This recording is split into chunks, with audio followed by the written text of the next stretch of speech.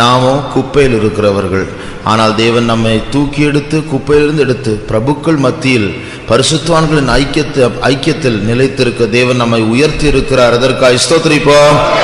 மனுஷனுடைய இருதயம், உங்களுடைய இருதயம், என்னுடைய இருதயம் கீழ்ப்படியாத இருதயம், கடினமான இருதயம், தேவனுடைய அன்பை புரியாத இருதயம், அந்த அன்பை பிரதிபலிக்க தெரியாத இருதயம். இப்படிப்பட்ட ஒரு கடினமான இருதயத்தை தன்னண்டை எப்படி திருப்புவது? ஒரே வழி, அவரே இறங்கி வர வேண்டும்.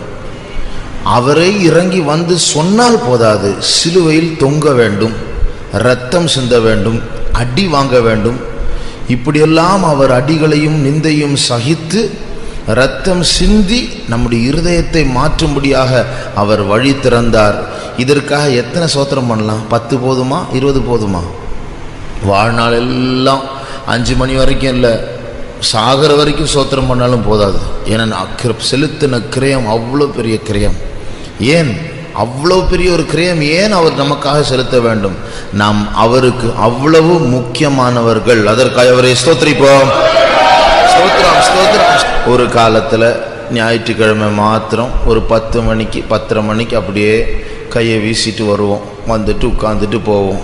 ஆனால் இன்றைக்கு எத்தனையோ கூட்டங்களுக்கு வரவும், தேவனுடைய வீட்டிற்கு அடிக்டாக மாறவும், அடிமைகளாக மாறவும் தேவன் நமக்கு உதவி செய்திருக்கிறார். அதிகாலையில் எழும்பி தேவ சமூகத்துக்கு வந்து ஆண்டவரை துதிப்பது ஒரு கடமை அல்ல, செய்யாவிட்டால் தண்டனையும் வராது. இதை நம்ம நேசித்து செய்யக்கூடிய இடத்திற்கு தேவன் நம்மை கொண்டு வந்திருக்கிறார். அதற்காக ஸ்தோத்திரிப்போம். பிதாவானவர் தம்முடைய ஒரே பேரான குமாரனை, அந்த நேச குமாரனை நமக்கு தந்தருளி உலகத்தில் இவ்வளவாய் அன்பு கூர்ந்தார். தந்தருளின்னு சொன்ன என்ன? எவ்வளோ கொடுத்தார்? அவருடைய குமாரனை நமக்கு எவ்வளவாய் கொடுத்தார்? ஒரு குறிப்பிட்ட டைம், ஒரு குறிப்பிட்ட அளவு, இப்படி கொடுக்கல, அளவில்லாமல் கொடுத்துட்டார். அந்த கொடுக்கப்பட்ட குமாரனை நாம் வாங்கி நன்றி பிதாவே என்று சொல்ல வேண்டிய ஒரு தலைமுறை மனுஷர் என்ன பண்ணோம்? அவரை வாங்கிட்டு விலையேற பெற்ற கிஃப்டாக இருக்கிற அவரே சிலுவையில் போய் அரைஞ்சிட்டோம். நம்ம சொல்வோம் அது நம்ம செய்யலையே, அது ரோம அரசாங்க வீரர்கள் செஞ்ச காரியம், அதில் நான் உத்தரவாதி கிடையாது, அது நம்மால் தான் நடந்தது, நம்ம பாவிகளாக இருந்ததுனால நடக்க வேண்டியதாகிடுச்சு. அதனால் ரோம அரசாங்கத்தில் உள்ளவர்கள் மாத்திரமல்ல, நீங்களும் நானும் தான் உத்தரவாதிகள் அதற்கு. அப்போது அவருடைய குமாரனை தந்தருளி இவ்வளவாய் உலகத்தில் அன்பு கூர்ந்தார். நாம் அந்த பரிசை ஏற்றுக்கொண்டு அவரை சிலுவையில் அறைந்து விட்டோம். இதுதான் நம்முடைய கிரியை. ஆனால் அவர் அதற்கும் அவருடைய குமாரனை அந்த நேரத்திலும் பறித்து விடவில்லை. நான் கொடுத்த குமாரனை சிலுவையில் அறைந்து விட்டீர்களா என்று சொல்லி பறித்திருக்கலாம். ஆனால் முற்றிலுமாய் அவரை நமக்காய் தந்தருளினார். அதற்காய் ஸ்தோத்திரிப்போம். இங்கே பாதி பேர் டயர்டாக இருந்து தூங்கிட்டு இருக்கலாம், பரவாயில்ல. உலகத்தில் எத்தனையோ ஜனங்களுக்கு தூக்கம் இல்லை, தேவன் நமக்கு தூக்கம் தந்திருக்கிறார், அதுக்காவது நன்றியாக இருக்கணுமே. அது மாத்திரம் இல்லை, தேவ சமூகத்தில் வந்து தூங்குறதுக்கு அது பெரிய ஒரு ஸ்லாக்கியம் தான் அது. ஆனால் அதை விட தேவ சமூகத்தில் வந்து தூங்காமல் விழுத்திருந்து ஸ்தோத்திரம் பண்ணுறது சிறப்பானது, பெஸ்ட் அதுதான். ஆனால் எப்படி இருந்தாலும் இன்றைக்கு தேவ சமூகத்திற்குள் தூங்குறோமோ இல்லையோ, ஸ்தோத்திரம் பண்ணுறோமோ இல்லையோ, இங்கே தேவ சமூகம் உண்டு, தேவ சமூகம் நம்மை சூழ்ந்திருக்கிறது. அதற்காக ஸ்தோத்திரிப்போம். நம்முடைய சரீரத்தினுடைய பலத்தை பார்த்தால் ஒவ்வொரு நாளும் அது செலவிடப்படுகிறது. நம்ம உட்கார்றோமோ, தூங்குறோமோ, சாப்பிட்றோமோ, நடக்கிறோமோ, என்ன செஞ்சாலும் பிறந்த நாளிலிருந்து சாகும் நாள் வரைக்கும் நம்முடைய ஜீவன் போயிட்டே இருக்கு. கொஞ்சம் கொஞ்சமாக அந்த ஜீவன் போயிட்டே இருக்கு, அதை நிறுத்தவே முடியாது. நின்னாலும் அது போயிட்டே இருக்கு, வயசாகிட்டே இருக்கும். அது உட்கார்ந்தாலும் படுத்தாலும் எவ்வளோ பாதுகாத்து வச்சாலும் அது நிற்காது, அது போயிட்டே இருக்கும். ஆனால் போகிறது எங்கே போகுது? அதுதான் கேள்வி. அது வெறுமையாய் தரையில் விழுகிறதா, இல்லை என்றால் கர்த்தருடைய சேவையில் ஊற்றப்படுகிறதா? அதனால நாம் கர்த்தருக்காக எங்கெல்லாம் பிரயாசப்படுகிறோமோ, எங்கெல்லாம் கர்த்தருடைய காரியங்களில் ஒரு தியாகம் இருக்கிறதோ, அந்த ஜீவனை நாம் மறுபடியுமாக பரலோகத்தில் கண்டுபிடிக்கலாம். என் நாமம் நிமித்தம் யார் அவருடைய ஜீவத்தை நஷ்டப்படுத்துகிறார்களோ, கொடுக்கிறார்களோ, ஒப்படைக்கிறார்களோ, அதை மறுபடியுமாக பரலோகத்தில் கண்டடையலாம் என்று இயேசு சொல்லுகிறார். இப்போ நம்முடைய ஜீவிதத்தில் கர்த்தருடைய சேவையில் ஊற்றுகிறதான விஷயத்தில் நமக்கு வேதனை இருக்கலாம், நஷ்டங்கள் இருக்கலாம், கஷ்டங்கள் இருக்கலாம். ஆனால் அதில் ஒரு இன்பம் இருக்குது. உதாரணமாக இப்போது நேற்று நைட்டு ஃபுல்லாக நான் தூங்கலை, இப்போ ப்ரேசிங் வந்திருக்கேன், திருப்பி காலையில் வெளியே போனோம். வெளியே போயிட்டு 5 மணி சாயங்காலம் அடையாருக்கு போனோம். அங்கே வேலை இருக்குது, அது எப்போ முடியும், ராத்திரி முடியுமா எப்போ முடியும் தெரியாது. திருப்பி நாளைக்கு காலையில் திருப்பி வெளியே போனோம். அதுக்கப்புறம் திருப்பி ராத்திரியில் வேறு இருக்குது, மத்தியானம் போர்ட் மீட்டிங் இருக்குது, திருப்பி சனிக்கிழமை ஒரு மீட்டிங் இருக்குது. இப்படி எடுத்து தொடர்ச்சியாக கூட்டம். ஏற்கனவே உடம்பு சரியில்லை, ரெஸ்ட் எடுக்கணும். ஆனால் இதன் மத்தியில் ஜீவனை ஊற்றுவதில் ஒரு இன்பம் இருக்குது. என்னடா இது ஊழியம், என்ன வேலை இது அப்படின்னு இல்லை. கர்த்தருக்காக இப்படி ஊற்றுவதற்கு ஒரு தருணம் கிடைத்ததே, கர்த்தருடைய சேவையில் ஜீவனை ஊற்றுவதற்கு தருணம் கிடைத்ததே. அதிகாலையில் எழும்பி கர்த்தருடைய சமூகத்தில் வந்து தேவனுடைய ஆலயத்தில் கரங்களை உயர்த்தி ஆண்டவரை உயர்த்துவதில் தருணம் கிடைத்ததே. நாம் பாக்கியவான்கள். தேவனுடைய சேவையில் ஜீவனை ஊற்றிவிட, தூங்கி தூங்கி ஜீவனை ஊற்றி விடுவதை விட இங்கே வந்து ஜீவனை ஊற்றுவது எவ்வளவு ஒரு மேன்மையான ஒரு காரியம். தேவன் நமக்கு தந்திருக்கிற இந்த ஸ்லாக்கியத்துக்காக அவரை ஸ்தோத்திரிப்போம். சுற்றி இருக்கிற ஜனங்கள் எல்லாம் இந்த டைமில் நல்லா தூங்கிட்டு இருப்பாங்க. நம்ம சோத்திரம் சத்தம் சில நேரத்தில் அவங்களுக்கு எரிச்சல் ஊட்டலாம். என்ன இருந்தாலும் அவங்க மனசில் கண்டிப்பாக பதிஞ்சிருக்கும். என்ன தெரியுமா, என்ன ஆயிரம் இருக்கட்டும், சத்தம் போட்டோம், கூச்சல் போட்டோம், அதிகாலையில் எழும்பி அவங்களுக்கு கோயிலுக்கு வராங்களே போகிறாங்களே, அது என்னன்னு தெரியல, அவங்க ஏதோ கடவுளை மதிக்கிறாங்கன்னு சொல்லிட்டு ஆண்டவருக்கு கொடுக்கிற மதிப்பு நிமித்தம் நமக்கும் ஒரு மதிப்பு உண்டு. நிச்சயமாய் பாராட்டுவார்கள். என்னப்பா இவங்களுக்கு தூங்க மாட்டாங்க, எப்போ பார்த்தா நைட் அண்டே கத்திட்டே இருக்கிறாங்கன்னு சொல்லிட்டு உள்ளுக்குள்ளே வெளியே காட்டாட்டாலும் உள்ளுக்குள்ளே அவர்கள் பாராட்டுவார்கள். ஆகையால் நம்முடைய ஆண்டவரை உயர்த்துவதற்கு கனப்படுத்துவதற்கு தேவன் நமக்கு ஒரு ஸ்லாக்கியம் தந்திருக்கிறார். அதற்காக ஸ்தோத்திரிப்போம். இந்த நாள் முழுவதும் நம்முடைய தேவன் நம்மோடு கூட இருக்க வேண்டும். அவருடைய பாதுகாப்பு நமக்கு அதிகமாய் தேவையாக இருக்கிறது. என்னதான் திறமையாக வாகனத்தை ஓட்டினாலும், என்னதான் ரோட்டை பார்த்து பார்த்து நடந்தாலும், மரணம் நம்மை தேடி வரும்போது, அதை எதிர்க்கும் போது, ஒரு மனுஷனுக்கு மரணத்தை எதிர்ப்பதற்கு வல்லமை இல்லை. அது ஒரு தீய வல்லமையாய் எதிர்த்து வரும்போது அதை எதிர்ப்பதற்கு நமக்கு ஞானமும் திறமையும் இல்லாமல் போகும். ஆனால் தேவன் நம்மோடு கூட இருந்தார், ஒன்றும் நடக்காது. ஏனென்றால் அந்த மரணத்தின் திறவுகோலே அவருடைய கையில் தான் இருக்கிறது. ஆகையால் இரக்கத்தின் தேவன் நம்முடைய ஆத்மாவிலும் சரீரத்திலும் அவருடைய சித்தம் என்னும் நாள் வரும் வரைக்கும் நம்மை ஜீவனுள்ளோர் தேசத்தில் பாதுகாக்க வேண்டும். அதற்காக கர்த்தரை ஸ்தோத்திரிப்போம். சபையில் உள்ளதான எல்லா வாலிபர்களை கர்த்தர் பாதுகாக்க வேண்டும், பிள்ளைகளையும் குழந்தைகளையும் கர்த்தர் பாதுகாக்க வேண்டும். அதற்காக ஸ்தோத்திரிப்போம். அநேகருக்கு இங்கே வியாழக்கிழமை காலையில் எழும்பி வந்து ஜெபிக்கிற ஸ்தோத்திரம் பண்ணுற பழக்கம் இருக்குது, கர்த்தருக்கு ஸ்தோத்திரம். ஆனால் வீட்டில் எழும்ப முடியறதில்ல. கர்த்தர் தடைகளை அகற்றி இந்த பழக்கம் ஒவ்வொரு நாளும் வீட்டில் காணப்பட கர்த்தருடைய கிருபை நமக்கு அது கர்த்தர் நமக்கு தர வேண்டும். அதற்காக ஸ்தோத்திரிப்போம். ஆகையால் மற்றவர்கள் தூங்குகிறது போல நாம் தூங்க வேண்டாம் என்று வேதம் சொல்லுகிறது. மற்றவர்கள் நித்திரை செய்கிறது போல நாம் நித்திரை செய்யக்கூடாதாம். மற்றவர்கள் 6 மணி நேரம் தூங்கினால் நாம் 4 மணி நேரம் 5 மணி நேரம் தான் தூங்க வேண்டும். தூக்கத்தில் நமக்கு ஒரு ஜெயத்தை கர்த்தர் தர வேண்டும்.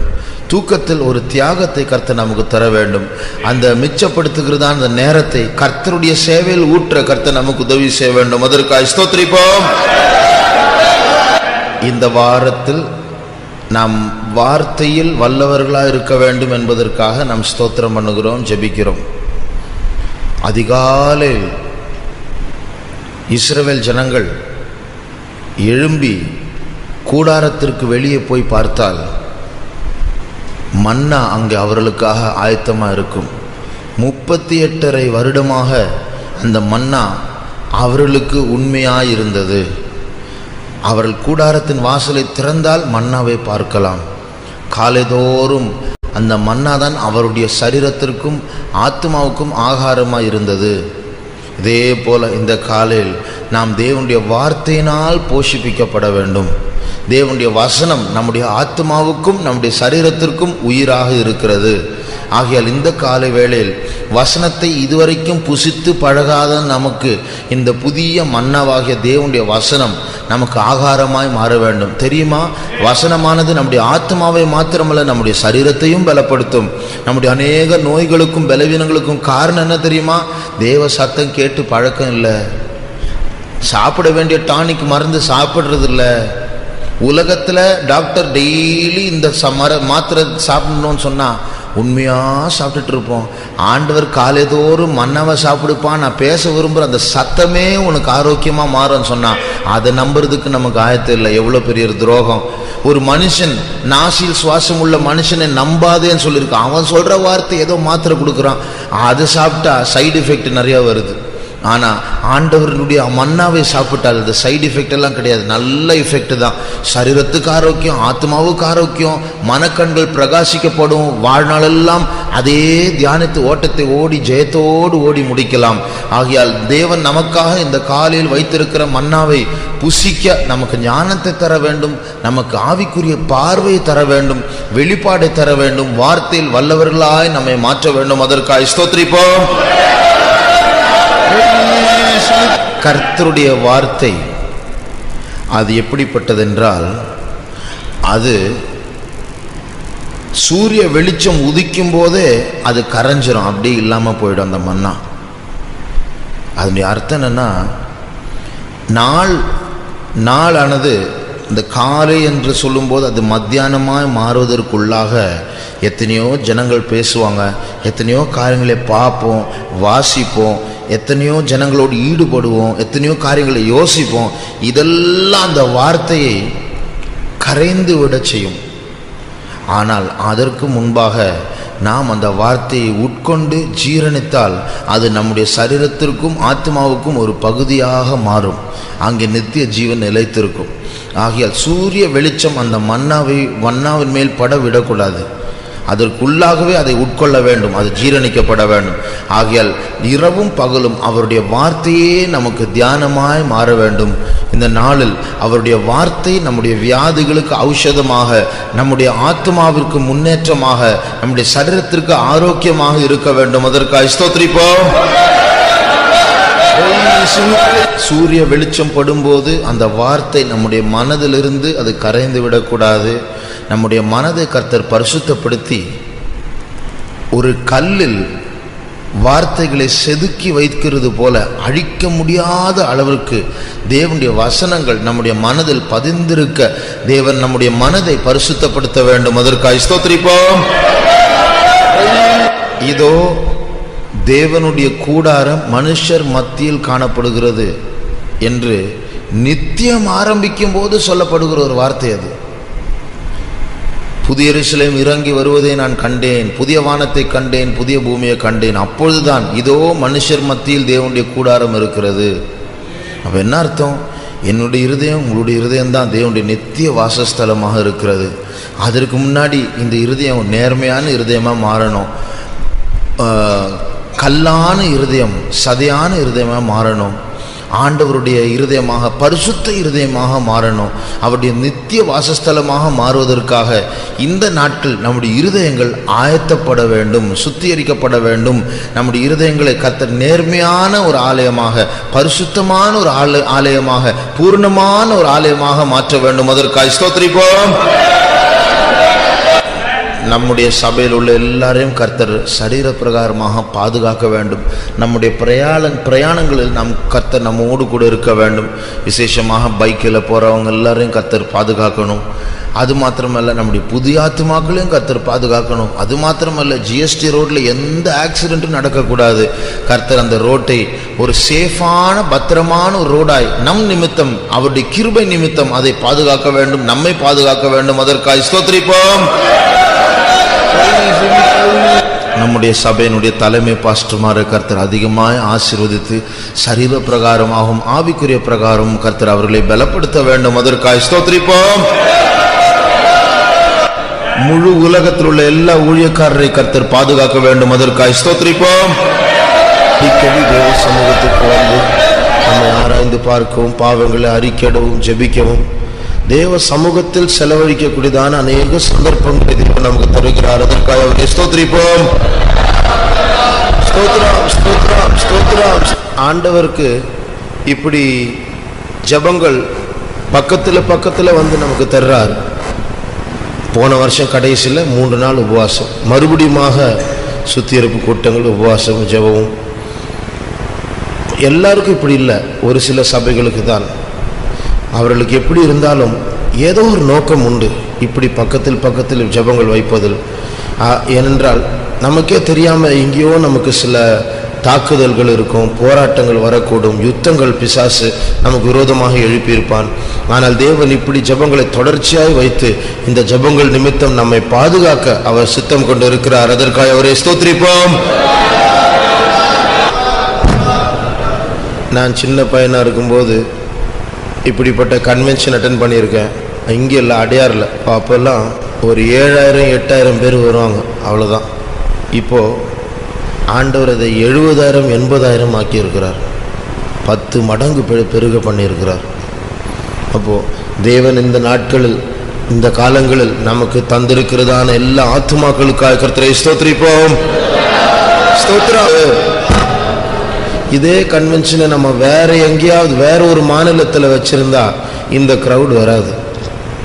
சென்னை பட்டணத்தில் ஆண்டவர் ஆயிரக்கணக்கான ஆத்துமாக்களுக்கு தேவனை பற்றிய தாகத்தை தந்திருக்கிறார். அதற்காக அவரை ஸ்தோத்திரிப்போம்.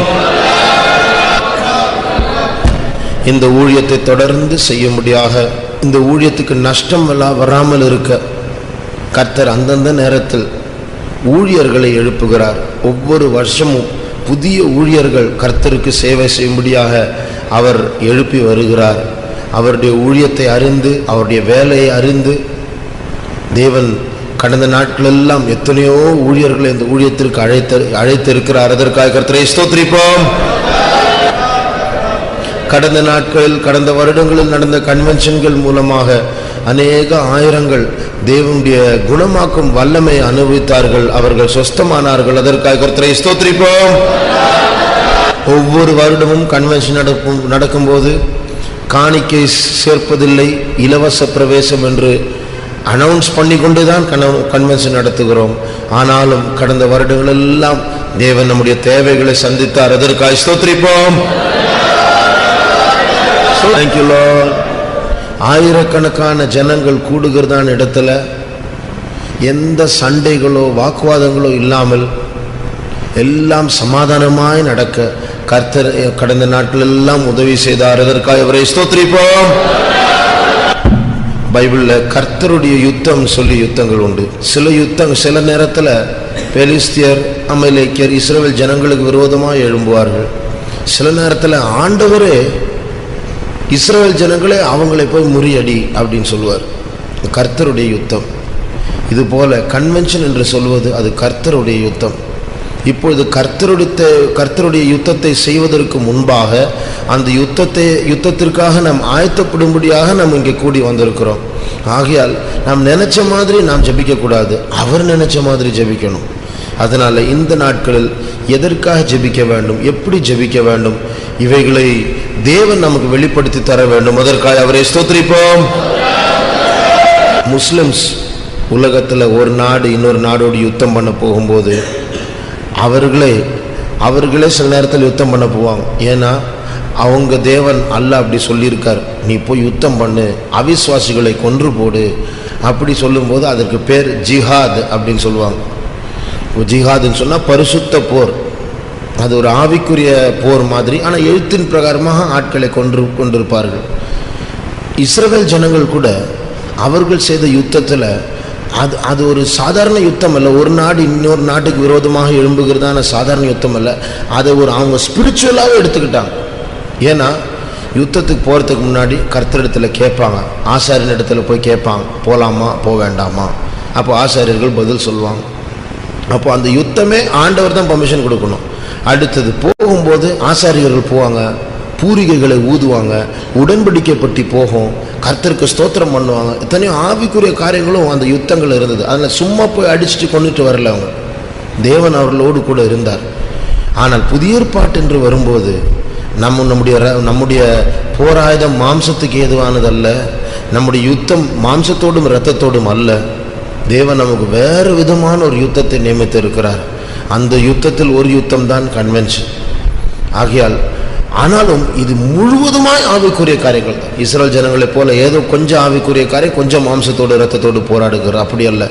100க்கு 100 இது ஒரு ஆவிக்குரிய யுத்தமாக தேவன் நம்முடைய கையில் தந்திருக்கிறார். ஆகையால் இது முற்றிலுமாய் ஆண்டவருடைய ஆலோசனையின்படி தான் நம்ம யுத்தம் பண்ணணும். ஆகையால் ஆண்டவருடைய ஆலோசனைக்கு மாறான எந்த காரியமும் இந்த கன்வென்ஷனில் காணப்படக்கூடாது. இது அவருடைய யுத்தம். அவர்தான் சேனையின் தலைவராக நமக்கு முன்பாக சென்று அவர் எல்லாவற்றையும் சொல்லி அவருடைய ஐடியாவின்படி எல்லாம் நடக்க வேண்டும். அதற்காக ஸ்தோத்திரிப்போம். பொதுவாக ஒரு காரியத்துக்காக நம்ம ஜெபிக்கும் போது அது ஒரு பர்சனல் காரியமா இருந்தா நம்ம பாரப்பட்டு ஜெபிப்போம். இன்னொருத்தர் விஷயமா இருந்தா நம்ம ஜெபிக்க மாட்டோம். இல்லைன்னா கொஞ்சம் அந்த பாரம் குறைஞ்சு இது ஒரு கடமைக்காக ஜெபிப்போம். அந்த பிரச்சனைக்குள்ள இருக்கிறவங்க அதிகமாக ஜெபிப்பாங்க. ஆனால் நாம் இப்பொழுது நம்முடைய பர்சனல் காரியத்துக்காக ஜெபிக்க போறதில்லை, ஆனாலும் வந்திருக்கிறோம்.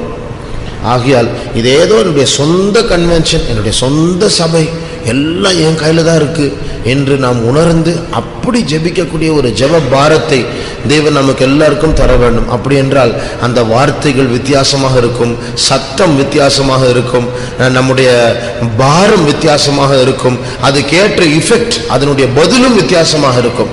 ஆகையால் பொறுப்போடு ஜெபிக்க தேவன் நம்மோடு இருக்க வேண்டும். அதற்காக ஸ்தோத்திரிப்போம். பொதுவாக எங்கேயோ ஜெபிக்கிற ஜெபம் எங்கேயோ இருக்கிற பிசாசுக்கு தெரிஞ்சிடும், அவனை பாதிக்கும். அது அதே மாதிரி எங்கேயோ இருக்கிற பாவம் எங்கேயோ இருக்கிற பிசாசு இழுக்கும், ஏன்னா அது அவனுடைய சரக்கு. அது மாதிரி நமக்கு அப்படிப்பட்ட ஒரு தூரத்தில் இருக்க காரியங்களை உணரக்கூடியதான உணர்வுகள் நம்முடைய சரீரத்தில் கிடையாது. அப்படி சிருஷ்டிக்கப்பட்டவர்கள் அல்ல. ஆனால் தூதர்கள் அப்படி அல்ல. இங்கே உட்கார்ந்துட்டு செங்கல்பட்டில் ஒரு மீட்டிங் நடந்துச்சுன்னா தூதனுக்கு இங்கே தெரிஞ்சிடும். அவனுக்கு சில தீய வல்லமைகளுக்கு சில பாவங்கள் இருக்கு. இச்சையின் ஆவி, பொய்யின் ஆவி, விபச்சாரத்தின் ஆவி, கொலை பாதகத்தின், இப்படி பல ஆவிகள் இருக்கு. இந்த ஆவி உடைய ஒரு மனுஷன் எங்கேயாவது ரோட்டில் போனால் உடனே கனெக்ட் ஆகிடும், உடனே தெரிஞ்சிடும். என் ஆவி ஓடு ஒருத்தன் போகிறான், என்னுடைய சுபாவத்தோடு ஒருத்தன் ரோட்டில் நடந்துட்டு இருக்கான், உடனே லிங்க் ஆகிடும். அது ஆவி உலகத்தில் அப்படி இருக்கு. ஏன்னா நான் ஏன் சொல்கிறேன்னா, சாத்தான் சபைக்கு போய் ரட்சிக்கப்பட்டதான ஒரு சகோதரருடைய சாட்சியை நான் கேட்டேன். பயங்கரமான ஆபாசமான கேடுகட்ட ஒரு வாழ்க்கையை செய்து அப்படிப்பட்ட ஒரு சமுதாயத்தில் வளர்ந்து ஒரு விபச்சாரியாக இருந்து கடைசியாக சில ஆட்களால் ஒரு இடத்துக்கு போகும்படியாக கூப்பிட்டு சாத்தான் சபைக்குள்ளே போய் அதனுடைய காரியங்களில் ஈடுபட்டு ரத்தம் குடித்து மந்திரங்களை சொல்லி பலி செலுத்தி அப்படிலாம் ஈடுபட்டாங்க. அப்போது அடிக்கடி மீட்டிங் வைப்பாங்களாம். அந்த மீட்டிங் எங்கே வைக்கிறாங்கன்னு சொல்லிட்டு சொல்ல மாட்டாங்க. ஆனால் மீட்டிங் சொல்லாமல் கரெக்டாக போய் எல்லோரும் மீட்டிங் வந்துடுவாங்க. எப்படின்னு சொன்னால், ஒரு குறிப்பிட்ட ஊரில் ஒரு குறிப்பிட்ட நேரத்தில் இந்த தேதியில் ஒரு மீட்டிங் ஃபிக்ஸ் பண்ணிட்டாங்கன்னா அத்தனை மெம்பர்ஸுக்கு தெரிஞ்சிருமோ. எப்படி தெரியும்? அவங்க மைண்டில் ஒரு மாதிரி பண்ணிகிட்டே இருக்குமா. அவங்க மைண்டில் ஆட்டோமேட்டிக்காக தெரியும். அது அப்படியே அவங்க அந்த மைண்டில் அந்த ஒரு தூண்டுதல் இருக்கும், அதை ஃபாலோ பண்ணிகிட்டே போவாங்களாம். கரெக்டான இடத்துக்கு போய் சேர்ந்துருவாங்க. இன்விடேஷன் தேவையில்லை, நோட்டீஸ் அடிக்க தேவையில்லை, நமக்கு போஸ்டர் அடிக்கணும், நமக்கு நோட்டீஸ் போடணும், அனௌன்ஸ் பண்ணணும் சபையில், இல்லை அவங்களுக்கு அதெல்லாம் தேவையில்லை. ஆவி உலகத்தில் அப்படி ஒரு தன்மை இருக்குது. அதனால் இப்போ நம்ம மனுஷர்கிடத்தில் தான் அனௌன்ஸ் பண்ணுறோம், இத்தனை தேதியிலேருந்து இத்தனை தேதி கன்வென்ஷன் நடக்க போகுது அப்படின்னு. அப்படி தெரிஞ்சோடனே பிசாசுக்கு ஆட்டோமேட்டிக்காக தெரிஞ்சிடலாம். அப்போது நம்முடைய அறிவிப்பின் மூலமாக அவங்களுக்கு தெரிய வரும், நம்முடைய ஆயத்தங்கள் மூலமாக அவங்களுக்கு தெரிய வரும் இப்படி ஒரு கன்வென்ஷன் சென்னையில் நடக்க போகுது. ஏன்னா அது சின்ன விஷயம் இல்லை, ஆயிரங்கள் வரக்கூடிய ஒரு விஷயம். அதனால் இது இந்தியாவினுடைய அதிபதிக்கே தெரிஞ்சிடும், இந்தியாவினுடைய அதிபதிக்கும் தெரிஞ்சிடும், சாத்தானுக்கும் தெரிஞ்சிடும். சாத்தான் முழு உலகத்தினுடைய தலைவன், எல்லா பிசாசுகளுக்கும் அவனுடைய ராஜ்யத்தின் தலைவன். அவனுக்கும் இப்படி சென்னையில் இந்த வருஷம் இப்படி கன்வென்ஷன் வைக்கிறாங்க அறிவிப்பு போயிடும். அதனால் நம்ம எப்படி இப்போ உட்காந்து ஜெபிக்கிறோமோ அதே போல் அவன் உட்காந்து பிளான் பண்ணிட்டு இருப்பான். சரி 3 மாசத்துல அவங்க எல்லாம் ஜெபிக்க போறாங்க, நம்ம எப்படி அழிக்கலாம் அப்படின்னு வருஷம் பிளான் போடுவாங்க, வேலைக்கு ஆக மாட்டேங்குது. ஏன்? நம்ம ஜெபம் அவங்களுடைய பிளானை மேற்கொள்ளுது. நம்ம மட்டும் ஒரு 3 மாசம் இப்படி ஜெபிக்காம போட்டோம், கன்வென்ஷன் எப்படி இருக்கும் பாருங்க. சண்டை, பயங்கர சண்டை, மரணங்கள், ஆக்சிடென்ட்டு, வியாதிகள் எல்லாம் நடக்கும், குழப்பமா இருக்கும் கன்வென்ஷன். அப்போ நடக்காம இருக்கிறது காரணம் நம்முடைய ஜெபம் தான், அது பாதுகாத்துட்டே வருது. அதனால இப்போ சாத்தானும் ரொம்ப தீவிரமாக பிளான் பண்ணுவோம். சாத்தான் எங்கேயோ நடக்கிற கன்வென்ஷன் அவங்க நடத்தினா நடத்திட்டோம், போ நடத்திட்டு நம்ம ஏன் இந்த டைம் வேற ஏதாவது பார்க்கலாம், நம்ம லோக்கல் ஏரியா நம்ம பார்க்கலாம் அப்படின்னு சொல்ல மாட்டான். அவன் கரெக்டாக கருத்தாக இருப்பான். சத்தான் தன்னுடைய சொந்த எதிராளி கன்வென்ஷன் வைக்கிற மாதிரி தான் தன் சொந்த பொறுப்பு மாதிரி செய்வான். இப்படி இருக்கும்போது நாம் கருத்தாய் ஜெபிக்க வேண்டும். எதற்காக ஜெபிக்கிறோம் என்று அறிந்து ஜெபிக்க வேண்டும். ஆகையால் இது சாதாரண ஒரு யுத்தம் அல்ல. வான மண்டலங்களில் உள்ளதான பொல்லாத வல்லமைகள், அந்தகாரத்தின் லோகாதிபதிகளோடு நாம் போராடுகிறோம்.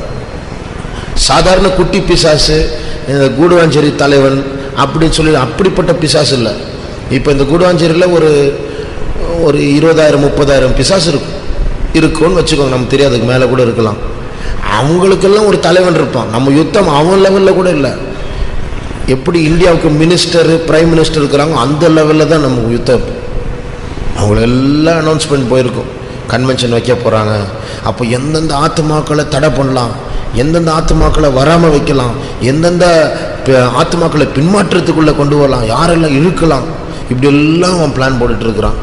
ஆனால் நம்முடைய ஜெபம் கருத்தான ஜெபமாக இருந்தால் அவனுடைய பிளான் எல்லாம் ஒன்றும் இல்லாமல் போகும். அவன் உட்காருவான், நம்ம ஜெபிக்கும் போது உட்கார்ந்து பேசக்கூட முடியாமல் போயிடும், திட்டம் கூட போட முடியாமல் போயிடும், அப்படி மோதம் அடிக்கும். அதனால அப்படிப்பட்டதான பெரிய விளைவுகள் இந்த ஜெபத்தின் மூலமாக உண்டாக வேண்டும். விசேஷமாக இப்படிப்பட்ட ஜெபம் முழு உலகத்தில் இந்த இன்டர்நேஷனல் கன்வென்ஷனுக்காக ஜெபிப்பாங்க. நம்ம பக்கத்தில் இருக்கிறோம், நெய்பர்ஸ், பக்கத்து வீடு கன்வென்ஷன் இது. ஆனால் நாம் எல்லாரை விட அதிகமாக உத்தரவாதத்தோடு ஜெபிக்க வேண்டும். ஆகையால் இந்த இந்த இந்த யுத்தத்தில் தேவன் நமக்கு ஜெபம் தர வேண்டும். இந்த ஜெபத்தை பற்றி ஒரு தரிசனத்தை தேவன் தர வேண்டும். இது எவ்வளவு முக்கியமான ஒரு ஜெபம். இப்படி ஜெபிக்காட்ட என்ன நடக்க போகுது, ஜெபித்தால் என்ன நடக்க போகிறது. ஆகையால் தேவன் நம்முடைய இருதயத்தை விசாலப்படுத்தி நல்ல ஒரு தரிசனத்தோடு, வெளிப்பாடோடு, கருத்தோடு போராடி ஊக்கமாய் ஜெபிக்க தேவன் இந்த நாட்களில், இந்த 3 நாட்களில் நமக்கு ஒரு நல்ல ஜெப ஆவியை தர வேண்டும். இந்த ஜெபத்தின் விளைவாக பெரிய ஜெயங்களை தேவன் நமக்கு தர வேண்டும். அதற்காக நாம் ஜெபம் பண்ணுவோம். ஆண்டவரே ஜீசஸ் அப்பா, பரலோகமும் நரகமும் வெறும் பலத்தை கொண்டு போராடுறதில்ல, சட்டமும் உண்டு, அதில் லாவும் உண்டு, வல்லமையும் உண்டு. அதனால தூதர்கள் பிசாசை விட பயங்கர பலசாலிகள் தான். அப்போ ஏன் மேற்கொள்றதில்ல? ஆளுக்கு ஒரு வெட்டுன்னு சொல்லிட்டு எல்லாத்தையும் நிர்மூலமாக்கலாமே. ஏன்னா இதில் சட்டமும் இருக்கு, நீதியும் இருக்கு, அநீதியாக ஒன்றும் செய்யக்கூடாது. அப்போ மனுஷனுக்கு டைம் கொடுத்திருக்கார் ஆண்டவர். அதான் கிருபையின் காலம். அந்த டைமுக்குள்ள மனுஷன் திருந்தணும். அந்த டைமுக்குள்ள தூதர்களும் தேவனும் தீய வல்லமைகளும் பிசாசும் மனுஷனோடு டீல் பண்ணிட்டே இருப்பாங்க. ஒரு சத்தம் கூப்பே, இங்கே வா, உலகத்துக்கு வா, பாவத்தை அனுபவி, இப்படி இரு, அப்படி இரு, டிவி பாரு, சினிமா பாரு, ஜாலியாக, இப்படி எல்லாம் பிசாசு பேசிட்டு போவான். காதில் பேச மாட்டான், ஆனால் அந்த தூண்டுதல்கள் இருக்கும் நம்முடைய ஆவியில். ஒரே ஒரு முறை கூப்பிடுறாங்க, ஒரே முறை, யாருக்கும் தெரியல, யாரும் பார்க்கல, இப்படின்னு சொல்லிட்டு தூண்டிகிட்டே இருப்போம். மறுபக்கத்தில் நமக்கு சத்தம் கேட்கும் ஆவிக்குள்ள, செய்யக்கூடாது, தப்பு, நரகத்தின் பாதை, வந்துரு, ஓடி வந்துரு, அதை கேட்காத, தேவனுடைய சத்தங்கள் இப்படியே கேட்கும். 2 பக்கத்தில் போராட்டங்களில் எல்லாம் மனுஷன் மேல் உள்ளதான காரியம்தான். தேவன் டைம் கொடுத்திருக்கிறார், மனுஷன் எல்லாம் தேவன் பக்கமாக திரும்ப வேண்டும் என்று சொல்லி. இந்த நேரத்தில் தேவனால் அழைக்கப்பட்ட ஜனங்கள் கூடி ஜெபிக்கும் போது என்ன நடக்கும் தெரியுமா? தேவன் பக்கத்தில் இருக்கிறதான அழைப்புகள், அந்த தூண்டுதல்கள், அந்த கூப்பிடுதல், அது பலனடையும். ஆகையால் தேவன் கூப்பிடும் போது அந்த கூப்பிடுதல் வல்லமையோடு புறப்படும், ஜனங்கள் விடுவிக்கப்படுவார், நமக்கே விடுதலை இருக்கும். அதில் அந்த ஜெபம் ரொம்ப முக்கியமான ஜெபம். ஆகையால் நாம் ஜெபிக்கிற விஷயங்களுக்கு எல்லாம் கருத்தோடு ஜெபிக்க தேவன் நமக்கு உதவி செய்ய வேண்டும். அதற்காக ஸ்தோத்திரிப்போம். இந்த கன்வென்ஷனில் இந்த நாட்களில் நாம் ஜெபிச்சிட்டு இருந்தோம் சுத்திகரிப்புக்காக. ஆனால் மறுபடியுமாக நாம் நம்ம சுத்திகரிக்கணும் கன்வென்ஷனுக்காக. ஏன்னா நீங்களும் நானும் இந்த கன்வென்ஷனுடைய ஆசீர்வாதத்திற்காக நம்ம தடையாக இருக்கக்கூடாது. என்னால் டேமேஜ் வரக்கூடாது. நமக்கு தெரியாது, நம்ம கன்வென்ஷனில் எங்கேயோ ஒரு ஓரத்தில் ஏதோ ஒரு வேலை செஞ்சுட்ருக்கோம், யார்கிட்டயோ பேசிகிட்டு இருப்போம், ஒரு மீட்டிங்கில் உட்காந்துட்ருக்கோம். ஆனால் நம்ம பரிசுத்தம் இல்லாததுனால நாம் முழு கன்வென்ஷனுக்கும் பாதிப்பு உண்டாகிறதுக்கு நம்ம ஒரு காரணமாக இருப்போம். அதனால ரூஃப் ஒன்று இடிஞ்சு விழ போகிறதில்ல, பூமி அதிர்ச்சி வரப்போகிறதில்ல. ஆனால் ஏதோ ஒரு சின்ன விதத்தில் நம்மளால் கன்வென்ஷனுக்கு கேடு உண்டாயிடும். அது எங்கேயும் உண்டாயிடும். யூத் கேம்புக்கு போகும்போது ஐடி கார்டு இல்லாமல் யாரும் உள்ளே வரக்கூடாதுன்னு சொல்கிறோம். இதே மாதிரி பிசாசுடைய உலகத்தில் நமக்குள்ள பிசாசுடைய சரக்குகள் இருக்கும்போது அதுதான் அவனுடைய ஐடி கார்டு. அதை எடுத்து காட்டும், இந்த சகோதரனுடைய ஜீவத்தில் என்னுடைய சரக்கு இருக்குது, இதனுடைய ஐடி கார்டு அனுமதி கொடு, நான் உள்ளே போகிறேன். அப்போ அந்த சட்டம் வெளிப்படும் போது தேவனுக்கும் ஒன்றும் பண்ண முடியாது. அதனால பிசாசுக்கு உள்ளே கலாட்டை பண்ணுறதுக்கு நம்முடைய இருதயத்தில் எந்த ஐடி கார்டும் இருக்கக்கூடாது, எந்த டோக்கனும் இருக்கக்கூடாது, எந்த ஸ்லிப்பும் இருக்கக்கூடாது. அவன் என்னிடத்தில் ஒன்றும் இல்லை அப்படி என்று சொல்லி இது முழுவதும் தேவ சமூகத்தினால் நிரப்பப்பட்ட ஒரு கன்வென்ஷனாக மாற வேண்டும். ஆகையால் உங்களாலோ என்னாலோ கன்வென்ஷனுக்கு கேடு உண்டாகாதபடிக்கு இந்த ஜெப நாட்களில் தேவன் நம்முடைய குறைகளை குற்றங்களை வெளிப்படுத்தி அதை சரிப்படுத்த தேவன் ஒரு சுத்திகரிப்பின் வேலையை நம்முடைய ஜீவிதத்தில் செய்ய வேண்டும். அதற்காக நாம் ஜெபம் பண்ணுவோம். ஆண்டவரே ஜீசஸ் அப்பா, கர்த்தர் நம்முடைய ஜீவிதத்தில் அவர் விரும்புகிறபடி ஒரு சுத்திகரிப்பின் வேலையை கர்த்தர் செய்ய வேண்டும். நாம் பிசாசு உள்ளே வருவதற்கு காரணமா இருக்கக்கூடாது. கர்த்தர் நம்மை பரிசுத்தப்படுத்த முடியும். ஸ்தோத்திரிப்போம். நீதிமொழிகள் 10ஆம் அதிகாரம் 19ஆம் வசனம். சொற்களின் மிகுதியில் பாவம் இல்லாமற் போகாது, தன் உதடுகளை அடக்குகிறவனோ புத்திமான். சொற்களின் மிகுதியில் பாவம் இல்லாமல் போகாது, உதடுகளை அடக்குகிறவன் புத்திமான்.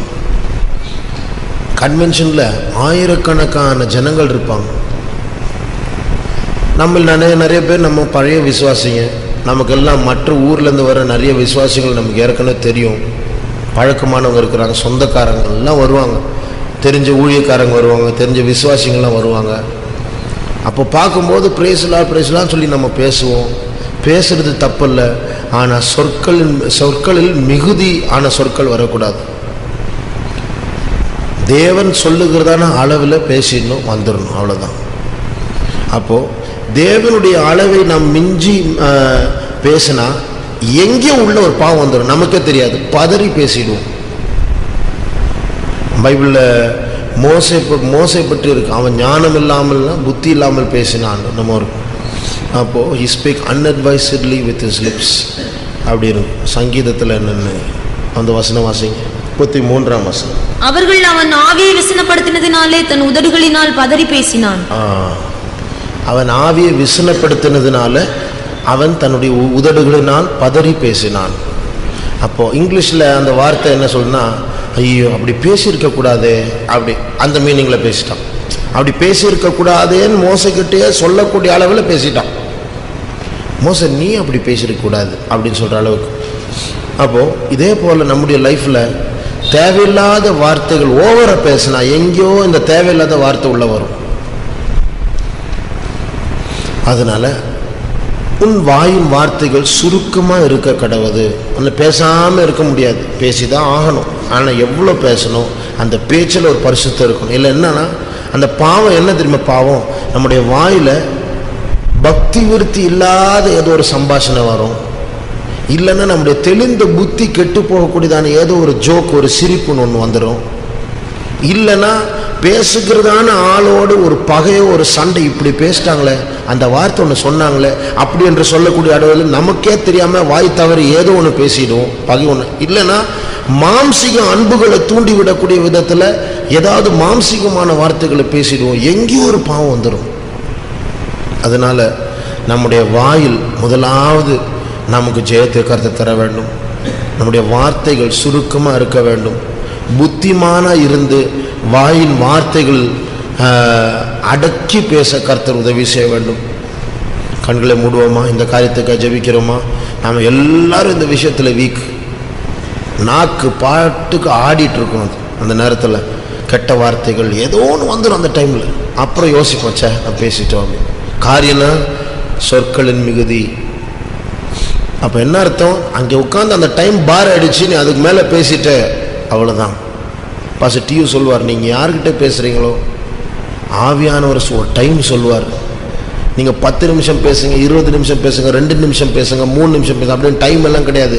யார்கிட்ட பேசினாலும் அது பிரதராக இருக்கட்டும் சிஸ்டராக இருக்கட்டும், ஆவியானவர் போதும் அப்படின்னு சொல்லுவார், அதோடு வந்துடணும் அப்படின்னு. அதுக்கு மிஞ்சி பேசினா சொற்களின் மிகுதி, அங்கே பாவம் வந்துடும். அதனால அந்த பாவம் வந்துடுச்சுன்னா அங்கே பிசாசும் வந்துடுவான். ஏன்னா அது அவனுடைய சரக்கு, அதான் அவனுடைய டோக்கன், ஐடி கார்டு. அவனுக்கே பர்மிஷன் கொடுத்துட்டோம் உள்ளவா, அவன் உடனே கிரியை செய்வான். அதனால் நம்முடைய வாயின் வார்த்தைகளில் பேசும்போது பக்தி விருத்தியான வார்த்தைகள், அது ஒரு கன்வென்ஷன், அது ஒரு பரிசுத்த ஸ்தலம். எத்தனையோ ஆட்கள் ஜெபித்தார்கள், எத்தனையோ ஆட்கள் உபவாசம் எடுத்தார்கள். இதன் விளைவாக கர்த்தர் ஒரு கன்வென்ஷனை தந்திருக்கிறார். நான் அந்த கன்வென்ஷனுக்குள் கொட்டுகிற வார்த்தைகள் பக்தி விருத்திக்கு ஏதுவான பரிசுத்த வார்த்தைகளாக இருக்கட்டும். நான் பேசுகிற வார்த்தைகளினால் ஒரு ஆத்மா தேவனண்டை வரட்டும். இடறி போகக்கூடாது. தேவையில்லாத வார்த்தைகள், எனக்கு இடரல் வரக்கூடாது, எனக்கு பின்மாற்றம் வரக்கூடாது. ஆகையால் நம்முடைய சொற்களில் கர்த்தர் நமக்கு பரிசுத்தத்தை தர வேண்டும். அளவோடு பேச நாவில் ஜெயத்தை கர்த்தர் தர வேண்டும். அதற்காக நாம் ஜெபம் பண்ணுவோம். ஆண்டவரே ஜீசஸ் அப்பா. ஜெபம் கன்வென்ஷன்ல ஒரு ஆசீர்வாதமா மாறும். நமக்கே தெரியும் ஆண்டவர் போதும்னு சொல்லணும், வந்துட்டே இருப்போம். சரி அப்புறம் பேசுறோம்ல, கொஞ்சம் வேலை இருக்கு அப்படின்னு சொல்லி போயிட்டே இருப்போம். அதனால தேவன் அந்த ஜெயத்தை தர வேண்டும். அதுக்காக ஊக்கமா ஜெபம் பண்ணுவோம். ஆண்டவரே, யாக்கோபு 3:8 அடக்க ஒரு மனுஷனாலும் கூடாது, அது அடங்காத பொல்லாங்குள்ளதும் சாவுக்கு ஏதுவான விஷம் நிறைந்ததுமா இருக்கிறது. நாவை ஒரு மனுஷனும் அடக்க முடியாதான். அப்ப எதுக்கு ஜெபிக்கிறோம்? நாவை ஒரு மனுஷனாலும் அடக்க முடியாதுன்னு பைபிள் சொல்லுது. அப்ப எதுக்கு ஜெபிக்கிறோம்? காரணம் என்னன்னா, தேவனால அடக்க முடியும், மனுஷனால அடக்க முடியாது. பேசக்கூடாது பேசக்கூடாது பேசக்கூடாதுன்னு எவ்வளவுதான் பல்லு கடிச்சு நினைச்சா கூட அந்த டைம்ல அந்த வார்த்தை வெளியே வந்துடும். அதனால மனுஷனால அடக்க முடியாது. ஆகையால் தேவன் இதை அடக்கி வைக்க வேண்டும். இல்லைன்னா அதுல சாவுக்கு ஏதுவான விஷம் இருக்கு. எப்படி ஒரு தேனுக்கு ஒரு கூர் இருக்கிறதோ அதில் விஷம் இருக்கும், அதே போல நம்முடைய நாவல விஷம் இருக்கு. தப்பான ஒரு வார்த்தை போதும் 2 உறவுகளை பிரிக்கலாம். தப்பான ஒரு வார்த்தை போதும் தவறான ஒரு உறவை உருவாக்கலாம். இது ஒன்றும் நடக்கக்கூடாது. பரிசுத்தமா இருக்கணும். அது ஒரு பரிசுத்த பூமி, பரிசுத்த ஸ்தலம். ஆகையால் தேவனுடைய சித்தம் இல்லாமல் ஒன்றும் பேசக்கூடாதபடிக்கு தேவன் நமக்கு உதவி செய்ய வேண்டும். ஏன்னா இந்த நாக்கில் நரகம் இருக்கு. பைபிள் சொல்லுது, இந்த நாக்கில் நரகம் இருக்கு. 6ஆம் வசனம் வாசிங்க. நாவும் நெருப்புதான், அது அநீதி நிறைந்த உலகம். நம்முடைய அவயவங்களில் நாவானது முழு சரீரத்தையும் கரைப்படுத்தி ஆயுள் சக்கரத்தையும் கொளுத்தி விடுகிறதாயும் நரக அக்கினியினால் கொளுத்தப்படுகிறதாயும் இருக்கிறது. நரக அக்கினியினால் கொளுத்தப்படுவதாயும் இருக்கிறது. அப்போ நரகத்தினுடைய அக்கினி, நாவும் நெருப்பு தான் அப்படின்னு ஆரம்பிக்குது. அது எங்கிருந்து வந்துருச்சு? நெருப்பு நரகத்திலிருந்து வந்துருச்சு. இந்த நாவுல நரகம் இருக்கு. நாவுல சாவுக்கு ஏதுவான விஷம் இருக்கு. அது ஆயுள் சக்கரத்தை மாற்றும். அப்படின்னா என்ன அர்த்தம்? ஆயுள் சக்கரத்தை மாற்றக்கூடியதா இருக்கு அப்படின்னா என்ன அர்த்தம்னா, மனுஷன் இயல்பாக செய்ய வேண்டியதான சில காரியங்கள் இருக்கு. நேச்சுரலா இயற்கையாக நமக்குள்ள சில காரியங்கள் இருக்கு. இந்த நாவு அதெல்லாம் புரட்டி ஒரு பைத்தியக்காரனா மாத்திராது. என்ன இப்படிலாம் பண்றான், என்ன இப்படியெல்லாம் செய்யறான் அப்படின்னு சொல்ற அளவுக்கு இந்த நாவு நம்ம அப்படியே மாத்திடும். என்ன ஒரு லூஸ் மாதிரி பேசுறான், லூஸ் மாதிரி செய்யறான் அப்படின்னு. அப்போ இயற்கையான ஒரு மனுஷன், நார்மல் ரட்சிக்கப்படாத மனுஷன் கூட செய்யாத காரியத்தில் அந்த நாவு செய்ய வச்சிடும். அதனுடைய விளைவுகள், பின் விளைவுகள் அது செய்ய வைக்காது. ஆனால் பேசி பேசி கடைசியில் அப்படி ரூட்டு போயிட மாறிடும். அதனால இந்த நரகமாகிய இந்த நாவை, சாவுக்கேதுவான விஷம் உள்ளதான இந்த நாவை கர்த்தர் பரிசுத்தப்படுத்தி நித்திய ஜீவனின் வார்த்தைகளை புறப்பட பண்ணி அந்த கன்வென்ஷனில் இந்த நாவு ஒரு ஆசீர்வாதமான நாவாய் மாற வேண்டும். அதற்காக ஸ்தோத்திரிப்போம். வீட்டில் எல்லாரும் நல்லா இருக்காங்களா, உங்கள் ஹெல்த் எப்படி இருக்கு, இதெல்லாம் பொது பேச்செல்லாம் இருக்கு. இந்த பொது பேச்சு அளவோடு இருக்கணும். ஆவிக்குரிய பேச்சு, பக்தி விருத்திக்கான கர்த்தர் பேசுறாரு அவங்களோட, உங்களுக்கு என்ன வாக்குத்தத்தம் தராரு, இந்த நாட்களில் கர்த்தர் என்ன பேசுறாரு உங்களோட, உங்களை ஆவிக்குரிய ஜீவன் எப்படி முன்னேறுது, இது அதிகமாக இருக்கணும். ஆனால் நம்ம எல்லாம் விசுவாசிகள் இந்த பேச்செல்லாம் வராது. எல்லாம் பொது பேச்சு. நம்ம கெட்ட காரியங்களை பேசாட்ட கூட ஆவிக்குரிய காரியங்களும் பேச மாட்டோம். நியூட்ரல்ல இருக்கிறோம், நம்ம மிடில். அப்படி இருக்கக்கூடாது. ஒருவருக்கொருவர் புத்தி சொல்லுங்கள் அப்படின்னு இருக்கு. அப்போ அந்த நாள் நெருங்கி இருக்கிறபடினால் ஒருவருக்கொருவர் புத்தி சொல்லுங்கள் அப்படின்னு இருக்கு. அப்போ இன்னும் இயேசுடைய வருகை இன்னும் கிட்டே ஆயிடுச்சு. அதனால நம்ம பேசும்போது நம்ம பேச்சு பக்தி விருத்திக்கு ஏதுவான பேச்சா இருக்கணும். நம்ம பேசும்போது அடுத்த ஆளுடைய ஆவிக்குரிய ஜீவத்தை அப்படியே தட்டி எழுப்புற மாதிரி இருக்கணும். அவங்க திரும்பி பேசும்போது அவங்க பேசுறது நல்லதா போச்சு, இப்போ நான் உற்சாகமா இருக்கிறேன் அப்படின்னு சொல்லணும். அதனால தேவன் நம்முடைய சம்பாஷணையை ஆவிக்குரிய சம்பாஷணையாய் மாற்ற வேண்டும். அதற்காக ஸ்தோத்திரிப்போம். எரேமியா 15:19. இது நிமித்தம் நீ திரும்பினால் நான் உன்னை திரும்ப சீர்படுத்துவேன், என் முகத்திற்கு முன்பாக நிலைத்தும் இருப்பாய். நீ தீர்ப்பானதில் நின்று விளையாட பெற்றதை பிரித்தெடுத்தால் என் வாய் போல் இருப்பாய்.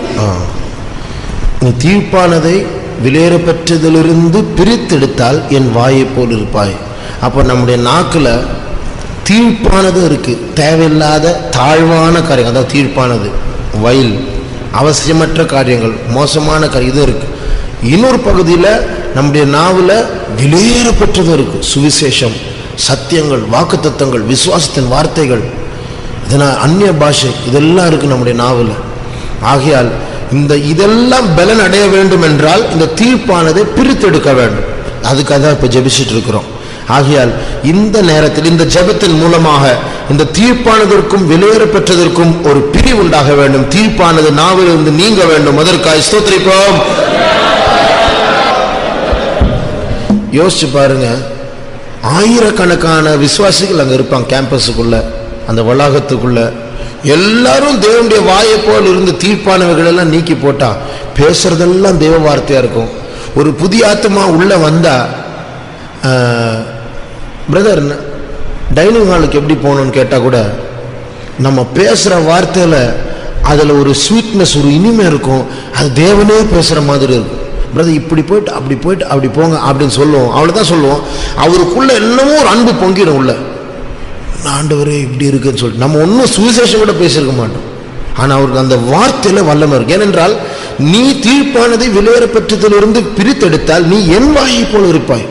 அப்போ தேவனுடைய வாயை கொண்டு டைனிங் ஹால் எங்க இருக்குன்னு சொன்னா கூட அது சாதாரண வார்த்தையா இருக்காது. அதனால அப்படியாக தேவன் நம்ம எல்லாரும் அவருடைய வாயாய் இருக்க வேண்டும். எத்தனையோ சம்பாஷணைகள் நடக்கும், எல்லா தேவ வாக்காய் மாற வேண்டும். எல்லாருடைய வாய் தேவ வாயாய் மாற வேண்டும். அதற்காக ஸ்தோத்திரிப்போம். தேவ சித்தத்துக்கு மாறான தவறான பேச்சுகள், மாம்சீகமான பேச்சுகள், பாவமான பேச்சுகள், அது யாரிடத்திலிருந்து யார்கிட்ட போனாலும் அது இயேசுவின் நாமத்தில் நிர்மூலமாக்கப்பட வேண்டும். அது அங்க கன்வென்ஷன் கிரவுண்டுக்குள்ள தேவ சித்தத்துக்கு மாறான எந்த பேச்சும் நடக்கக்கூடாது.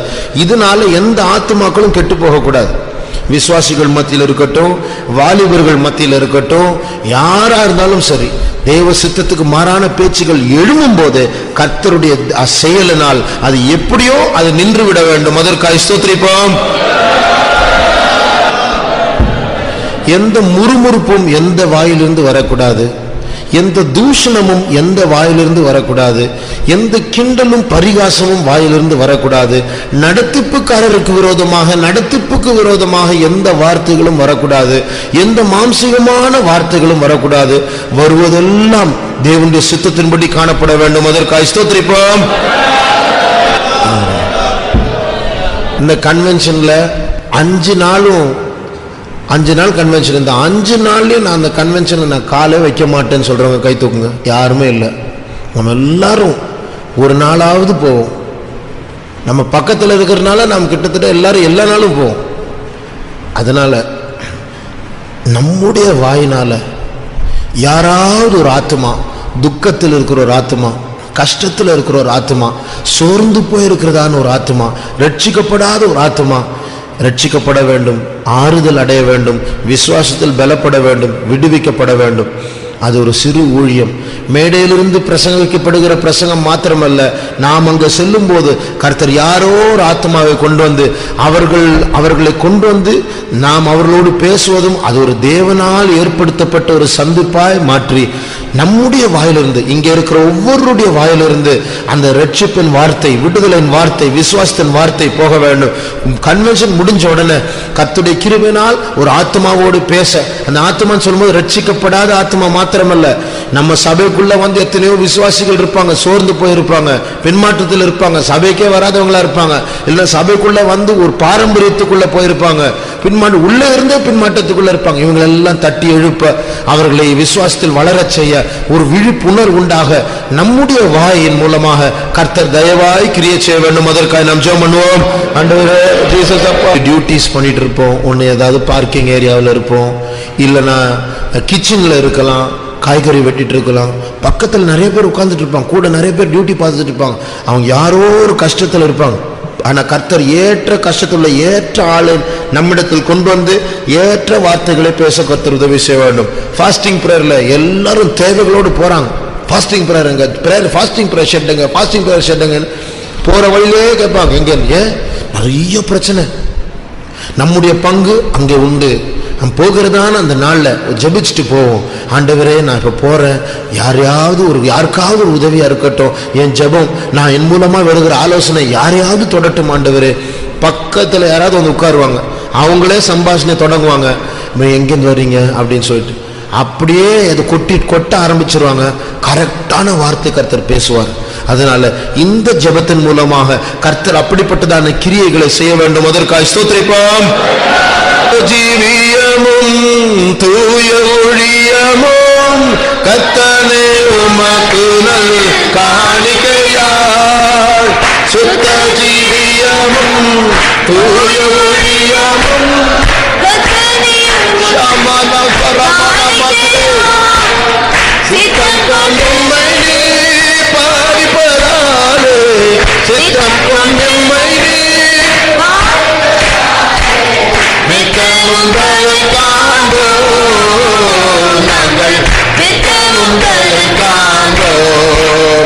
பிரியமானவர்களே, நமக்கு அள்ளி கொடுப்பதற்கு காணிக்கை காசாக இல்லாமல் இருக்கலாம், ஆனால் சுத்த ஜீவியத்தையும் தூய ஊழியத்தையும் காணிக்கையாக செலுத்தலாமே.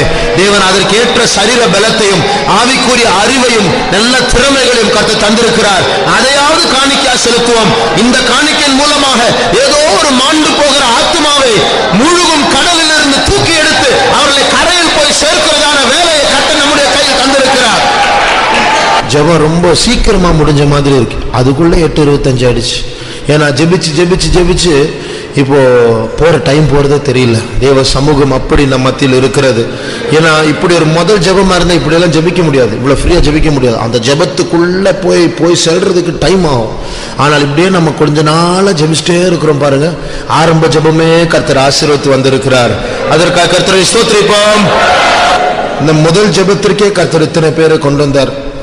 விசேஷமாக பிரதர்ஸ் இத்தனை பேர் வருவாங்கன்னு எதிர்பார்க்கல. முதல் ஜெபத்துக்கே கர்த்தர் நம்ம எல்லாரையும் கொண்டு வந்தபடியால் கர்த்தரை ஸ்தோத்திரிப்போம்.